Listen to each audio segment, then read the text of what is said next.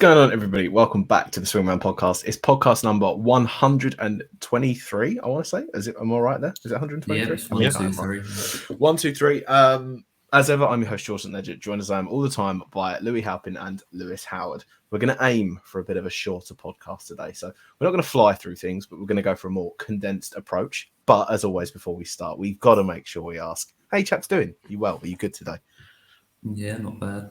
We've actually missed quite a bit in the week or so that we haven't recorded, so we do need to get stuck in. Yeah, and we're a different type of recording time as well. So you got us bright and early, got us with high energy rather than our sort of like lackadaisical evening selves. Yeah, and we'll keep this fantastic energy up whilst I'm here, and then we'll bring it crashing down because we're going to talk about the Game 7 of the Sixers Celtics. We're going to not spend too much time on this because there isn't too much. I did say that if they didn't win the Game 6, they were going to be cooked. But my God, I didn't think they'd have got this cooked in the Game 7. I thought they would have put up some form of effort, but it was just a sort of, you've got to appreciate the greatness of the games when people have these games, and Jason Tatum put up a gamer. That's what it was. Yeah, it was basically a story of the complete opposites with the two teams. You had Tatum just go absolutely ballistic, and Embiid and Harden just be absolutely rubbish. So, and as I said before, I give Embiid a little bit of slack because he is definitely playing for an injury. But even so, you just got to perform better than that in a Game 7. And all credit to Tatum. The Sixers are definitely not staying together as a full team come next season, so it'll be interesting to see what happens there. But obviously we've got a lot of Celtics ball to talk about because another series has happened since then. It's quite far, so I'll save that for a bit later. But yeah, basically Tatum, incredible game. Sixers didn't look like they wanted to play. Yeah, I mean there is a portion of it where I think guys like Harden, and I guess someone like Embiid hasn't really shone in those types of situations or environments before, Game 7s anyway, or closeout games, and Doc Rivers can be counted amongst that. And obviously Doc Rivers has been a victim of this this pretty catastrophic defeat. I mean, I don't want to go too harsh because I didn't expect the Sixers to win this series. I guess once they had taken the lead and got that win in the Garden, I was expecting them to go through there because it looked like the Celtics had sort of run out of ideas. And I think, as we get onto the next series, I think we can talk about that a little bit more. But yeah, there is a real, and I don't want to say sort of like a bottling thing with the Sixers, an element where you just don't really expect them to win. But I think if I'm going for more tangible things, I think Embiid, like you said, maybe playing for an injury, but he looked exhausted by the second quarter. And I think that's a consistent thing with him. I don't think his fitness is good enough. When he was getting switched on to Jason Tatum, which he was in those sort of later stages of that game, the second half, where he really started to catch fire, Jason Tatum. I think I've seen videos of Jokic getting taken the mick out of when he's getting switched on the perimeter. And it was, I can't lie, it wasn't too dissimilar. Embiid looked like he was absolutely out of place out there. And they just picked them apart, really, which is strange because, Joe Mazzulla's not shown a very immense coaching proficiency in his other series, but it looked like they were out full, and I think the Sixers kind of gave up, unfortunately, which is a shame for all the Philadelphia fans out there, given the position that they are in. Yeah, it was a tough one. The Game 6 was the crux of it. If they don't win, if you don't win a closeout game at home, then you're sort of being asked to be beaten in the Game 7-1. But it's what it is. There'll be changes to be made. There has been changes with the Doc Rivers, and like we said before, in the off season we're going to have a little break after the finals, but in the off season we're going to come back and we're going to, not for all 30 teams, but for a large majority of the NBA, we're going to do sort of 10 to 15 minutes on what we'd potentially look at cutting and changing from the roster, who we'd bring in, and see how we could pick up and revitalize and rebuild some teams in the off season. I think the Sixers, that's something that we'll look forward to. The Sixers is a tough one. I really don't know what moves to make there, and I also think there could be. I think Embiid may get a bit restless at some stage, and even though he doesn't deserve it because he hasn't done what's necessary to be like, I deserve more, I don't think I can see that being something that materializes maybe within the next couple of years, if I'm honest. Yeah, potentially so. But that's stuff that we can talk about in the offseason. We'll keep to the playoffs now, and we'll keep on to this. But we'll move then on to when the Celtics moved into the conference finals, and we'll talk about Miami, Boston. Now, Miami again going into this series as the underdog, as they've always been for every series. And I think rightly so. You're going to be expected for Miami to be the underdogs, regardless of what they've done in the Bucks, regardless of how they've played in the playoffs. They're always going to come into this. In every series in this year in the playoffs, they're going to be the underdogs. And like the trend has continued, Miami then came out and proved everyone why they probably shouldn't be the underdogs. Went up to a 3-0 lead. The Celtics pulled one back and it's 3-1.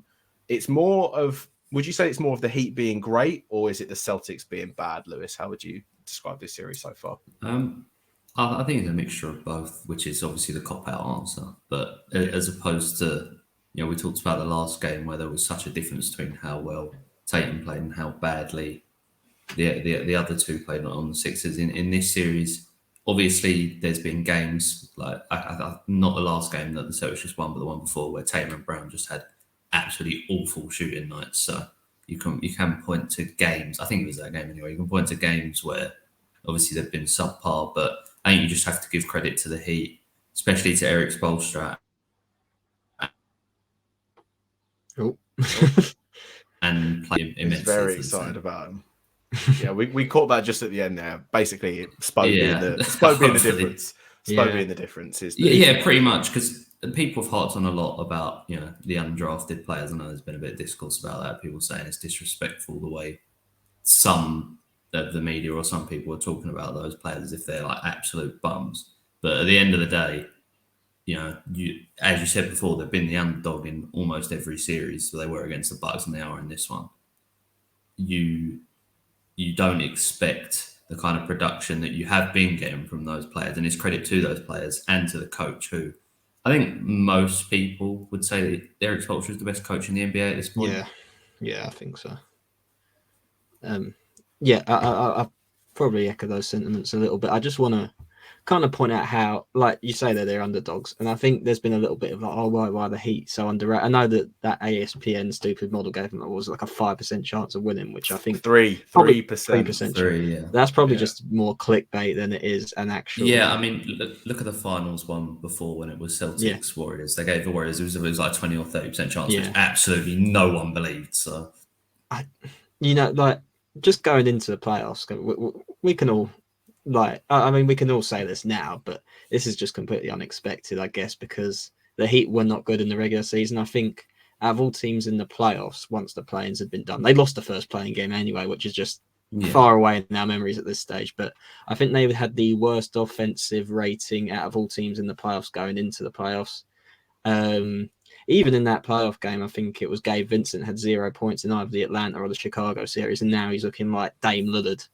Just absolutely torching Boston in those couple of games, and it is just like a remarkable turnaround. I can't really quantify it or explain it too much, and especially when you think that the Heat's second leading scorer, Tyler Hero, went out in the first round and hasn't played a game since. I'm not sure if having more opportunities, guys like Duncan Robinson getting more involved. Kevin Love's obviously now injured, but he was a pretty big part of those past couple of series they've won, and this one as well. It's really strange, I've got to say, but I think it's all typified by just what a kind of aura that Jimmy Butler is transmitting at the minute. And I think they're a little bit, I think guys are scared of him. I think, you see the sort of pelters that Grant Williams is getting just for talking back at him. And I have no issue with that, because someone needs to do it. Someone needs to get in his face a little bit, because these other guys are just being a bit too respectful and a little too meager. And I said this in the group chat the other day. You get to this point every stage in the playoffs where you realize Jaylen Brown cannot dribble the ball. And I think it just becomes a little bit of a crux at some stage. And I'm not going to be, if they're going to lose this series, obviously, but it would have been worse if it was a sweep. I'm not going to be one of those guys who'd be like, I think they need to trade one of these now, because I think you want to keep the asset, and I think they still have a good chance of winning the East with those two. But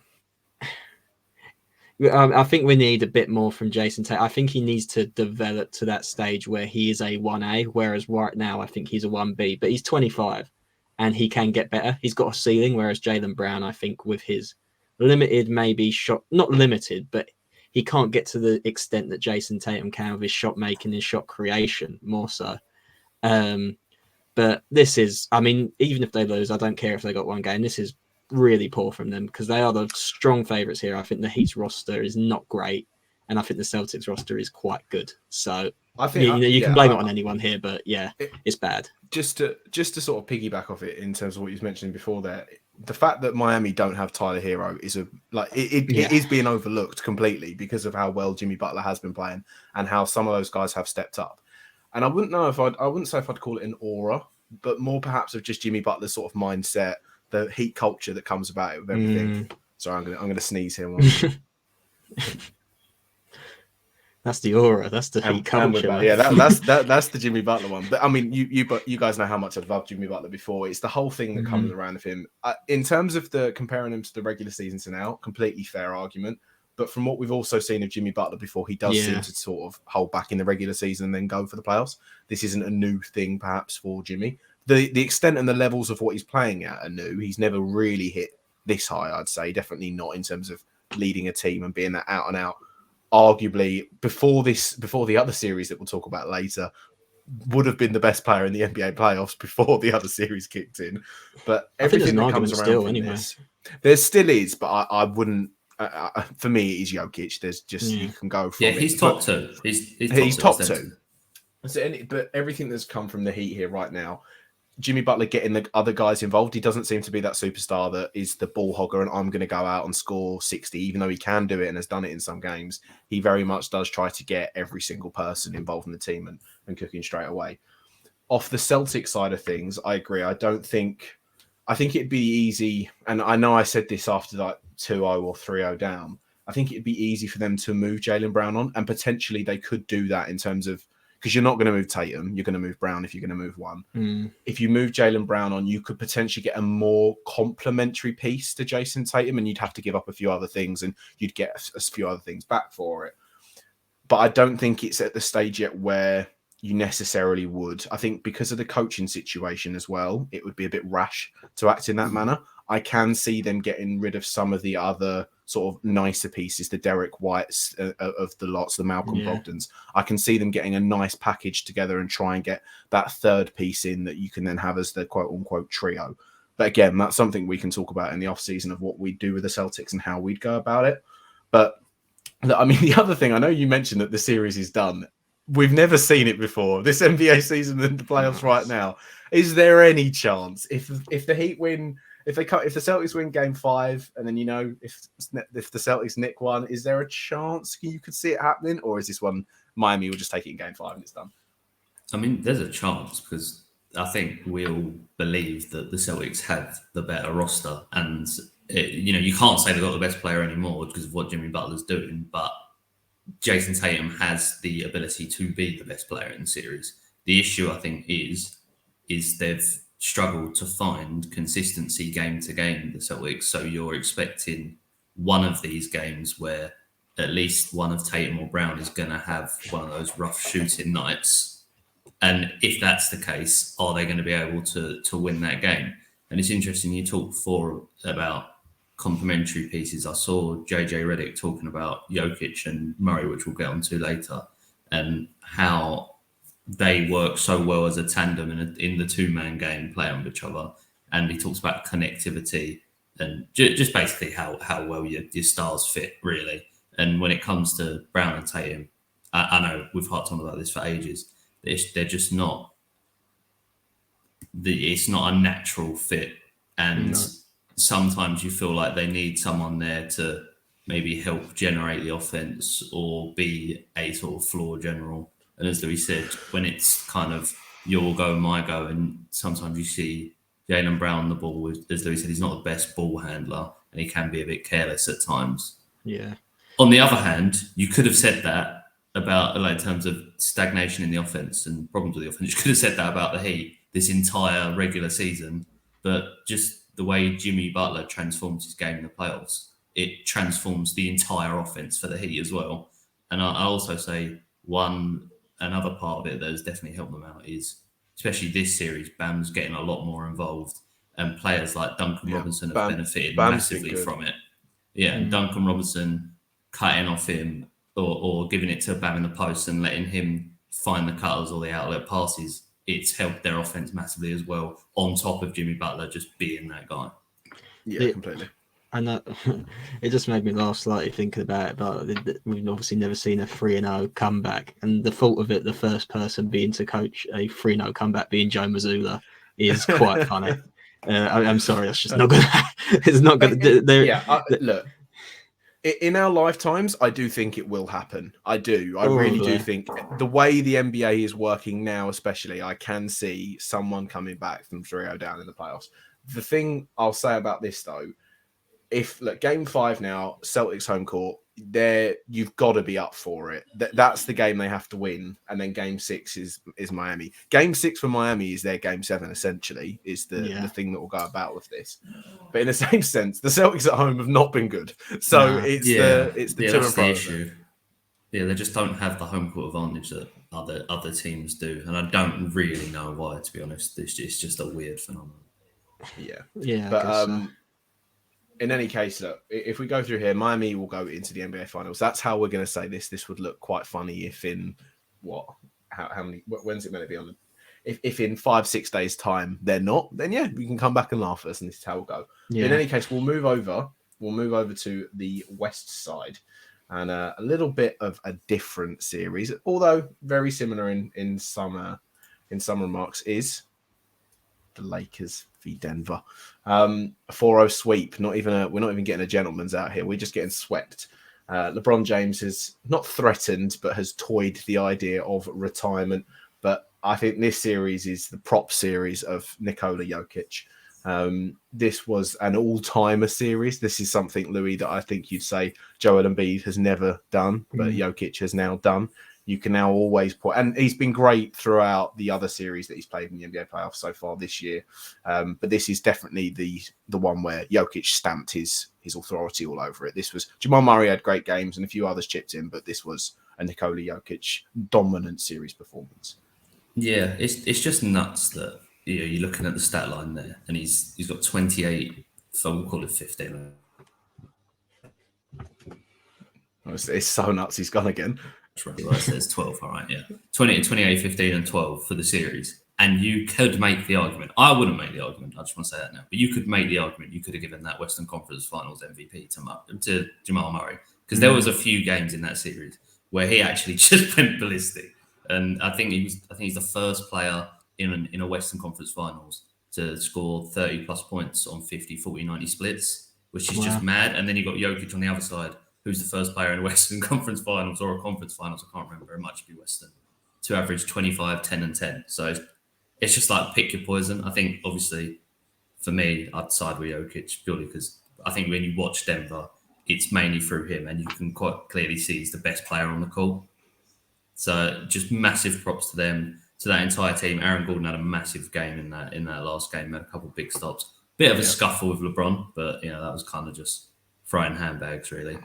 And I know we didn't finish on the Suns series before because that was another just like all-timer where some of the stat lines and performances being put in that were mad. But obviously Denver got through and Jokic had a big closeout game in that one. Looking towards the Lakers, you obviously don't feel great because you got swept. But I do think you got swept by the better team. Even so, you don't want to get swept. But the Nuggets are the better team. And considering where the Lakers were at the start of the season, I think you have to take this as a success. You found some players that you can definitely build off of. It'll be interesting to see what they do in the offseason and if they keep all of them. I think D'Angelo Russell's probably the one with the biggest question mark. Louis, you've probably got a few choice words to say about that. No, I won't take the piss through that. Yeah.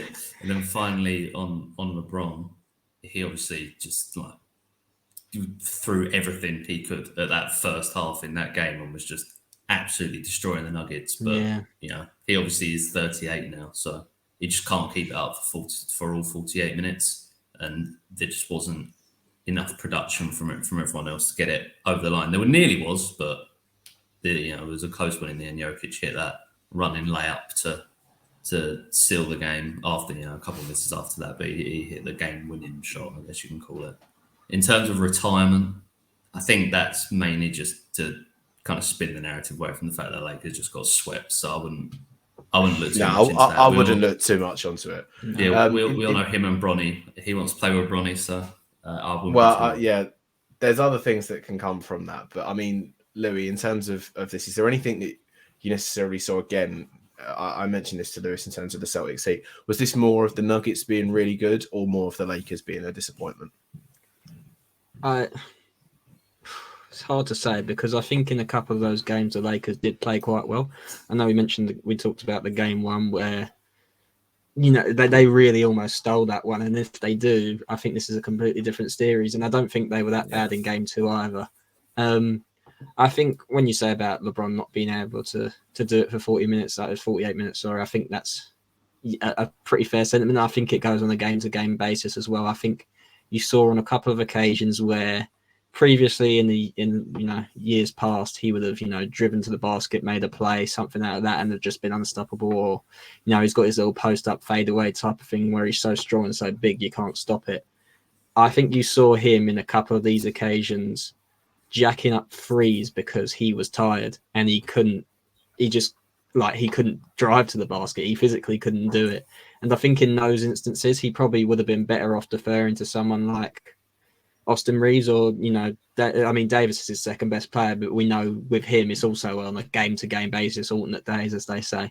He'll come with it some days and he won't the others. Defensively, always great. And I can't really fault him for this series either. I think it's just impossible to stop Jokic going. But I think LeBron would have benefited a little bit more from deferring to someone like Reeves, who I think has really grown in the estimation of a lot of people over this postseason. And I think they'll do well to keep hold of him because I think a lot of teams will be wanting to give him a lot of money. But I think what I saw here is I think LeBron was the best player in the NBA for a number of years, not just because of his scoring or anything like that. He was just the guy who made everyone around him better.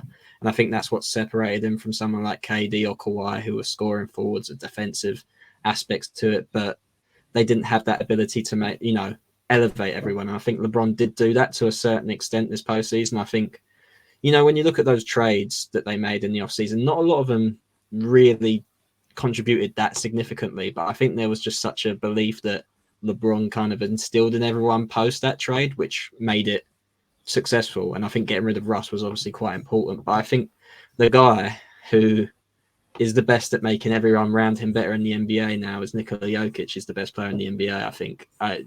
I think that's pretty certified for me. Obviously it's kind of recency bias because Giannis may have had that title when he goes out in the first round, he's injured, so there's some debate to be had there. But I think Denver's ability just to get a good shot via Jokic, either his shot, he'll get a bucket or he'll just create something for someone out of nowhere. And it's a good shot, That's something that someone like the Celtics don't have. When things are getting a bit hairy, like you said, they don't have someone who can set the table. And he can do that in any circumstance. If things are getting a bit hairy and the other team's on a scoring run, he'll get something for him. And then it just calms everyone down.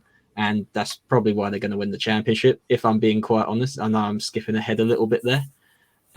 But it was just some of his stats in this series haven't been too impressive, but I think once you just clock his overall impact and influence on the game and the series, I don't think it can be argued that he was obviously deserving of the Western Conference Finals MVP, which is kind of a procession.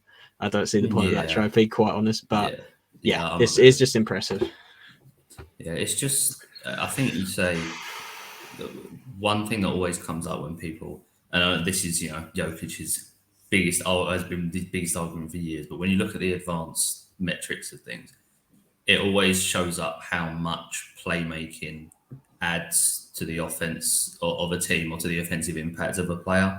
And you just see it with Jokic when, say, for example, the Lakers decided to put Rui on him and have AD as that free safety.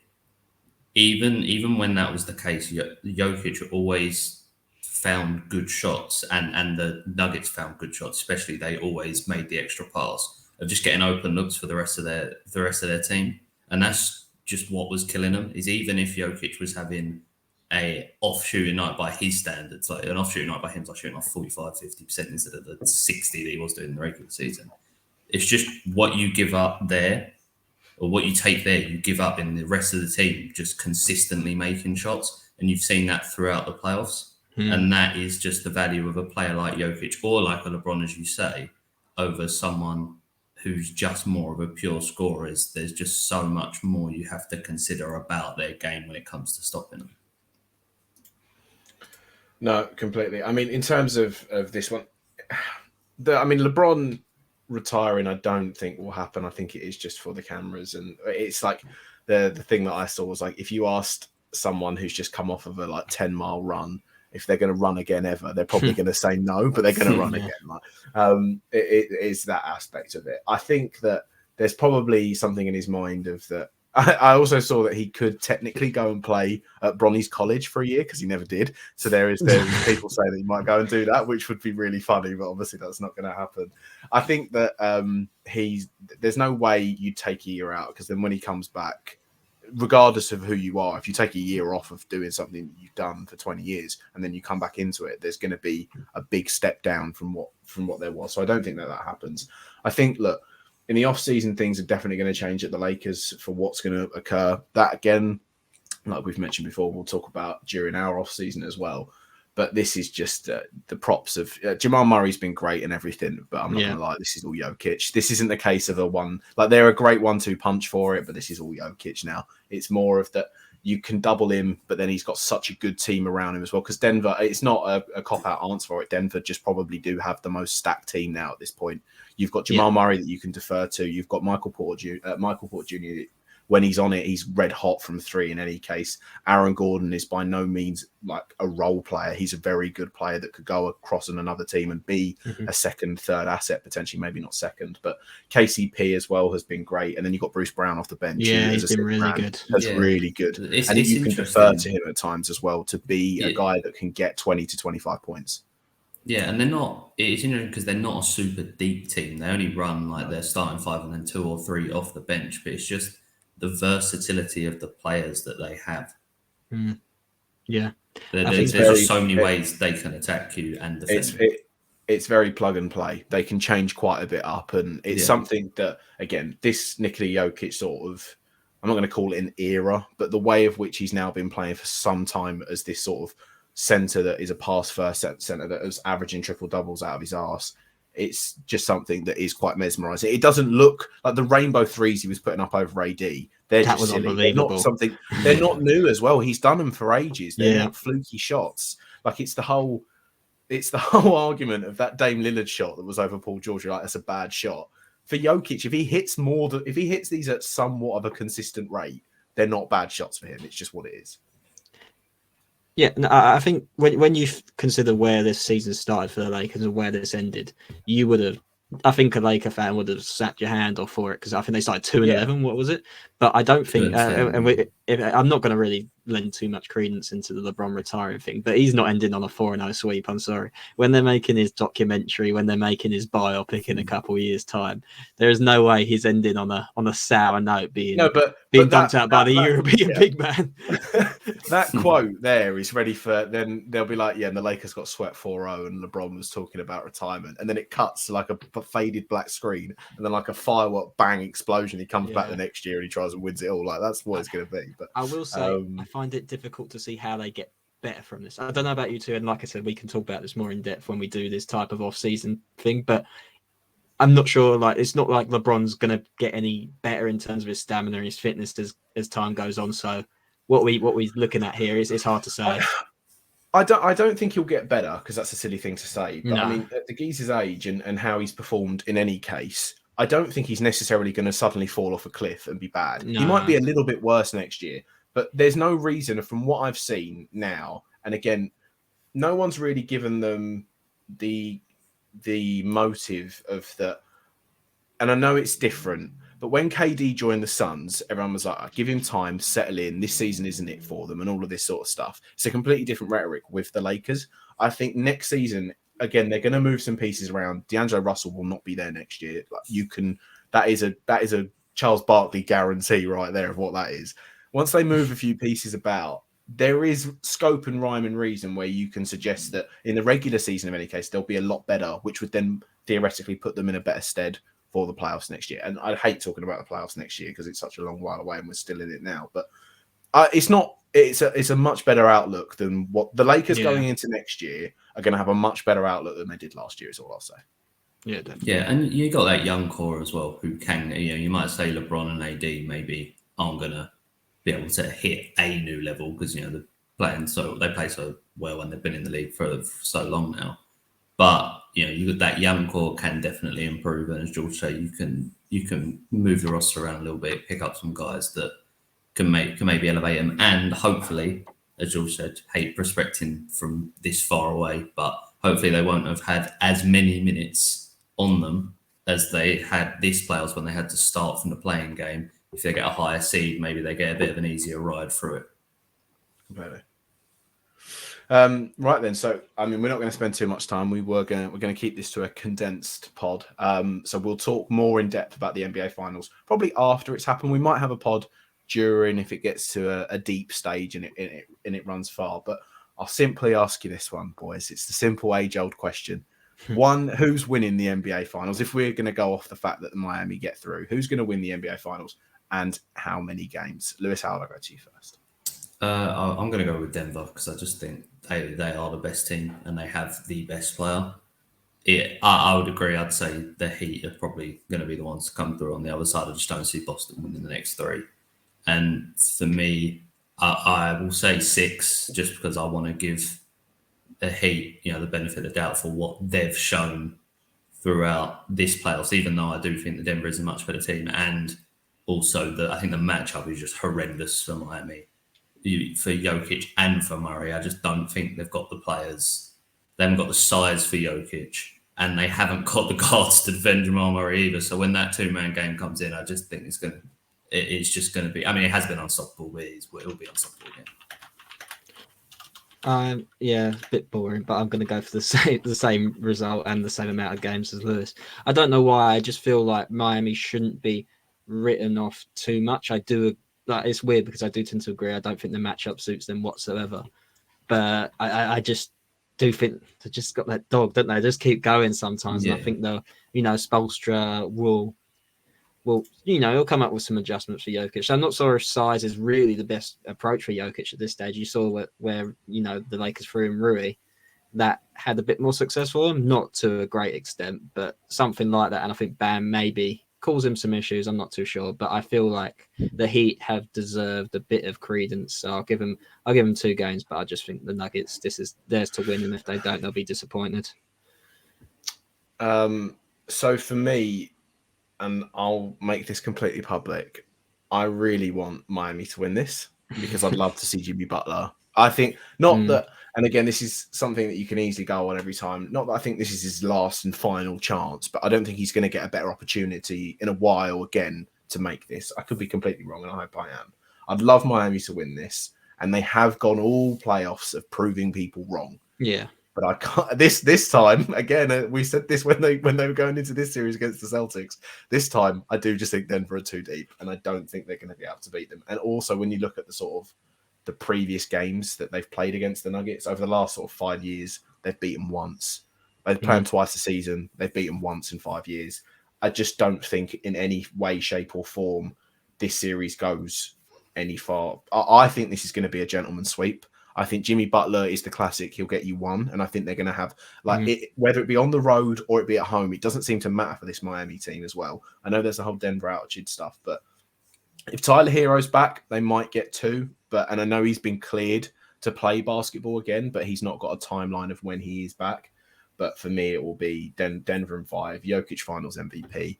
And Jokic could easily get a sort of 35 points average because I think Bam Adebayo is going to have a torrid time against him. So it's going to be one of these ones. But all boring answers. Me saying Nuggets in 5, Nuggets in 6. So we do, as you say, even though we all picked Denver and it was pretty boring. Still trying to give the Heat as much credit as we can because of how well they've played. And absolutely.